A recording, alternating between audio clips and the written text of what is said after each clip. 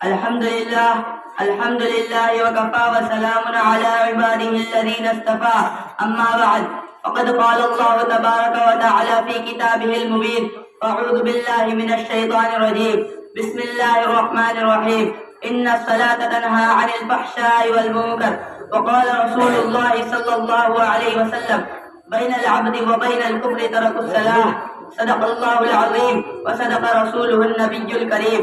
وہ سجدہ روح زمیں جس سے کانپ جاتی تھی کہ وہ سجدہ روح زمیں جس سے کانپ جاتی تھی اسی کو ترستے ہیں آج منبر و محراب. برادران اسلام اور قابل قدر شخصیات، اللہ تبارک و تعالیٰ کا احسان عظیم ہے کہ حق تعالیٰ نے ہمیں اس متبرک و منور مجلس میں بیٹھنے کی توفیق دی. بہت دنوں سے قلب میں آرزو و تمنا تھی کہ آپ حضرات کے روبرو نماز کو موضوع گفتگو بناؤں. اس مقصد کو سامنے رکھ کر لب کشائی کی جسارت کر رہا ہوں اور میں اپنے آپ کو بہت ہی خوش نصیب سمجھتا ہوں کہ آپ جیسے معظم و مکرم حضرات کے مابین لب کشائی کا موقع ملا. اللہ تعالیٰ ہمیں سمع سے زیادہ عمل پیرا بنائے، آمین.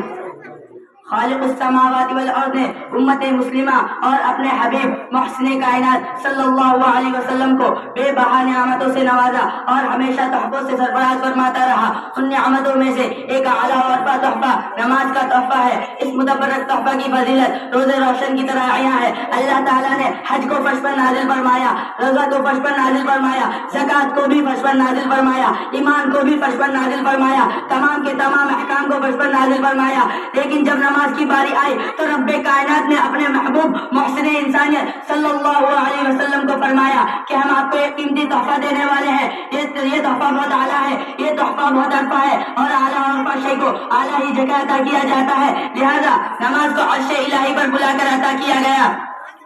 برادران اسلام، توحید اور ایمان کے بعد انبیاء علیہ السلام نے نماز ہی کو اہمیت دی ہے، نماز ہی کی تلقین کی ہے.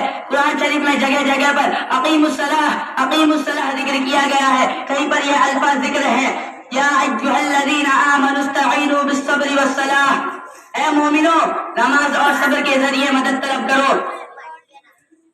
جب صحابہ اکرام رضوان اللہ علیہم اجمعین کو حضور صلی اللہ علیہ وسلم نے معراج کے تحفہ کا ذکر کیا اور نماز کی بشارت دی تو تمام صحابہ اکرام جھوم اٹھے، سبحان اللہ سبحان اللہ، اب تو نمازوں کے ذریعے ہم ہر مشکل آسان کر دیں گے، اب تو ہمیں خدا سے مانگنے کا واسطہ اور وسیلہ مل گیا ہے. 5 وقت کی نماز پڑھو، 500 نماز کا ثواب ملے.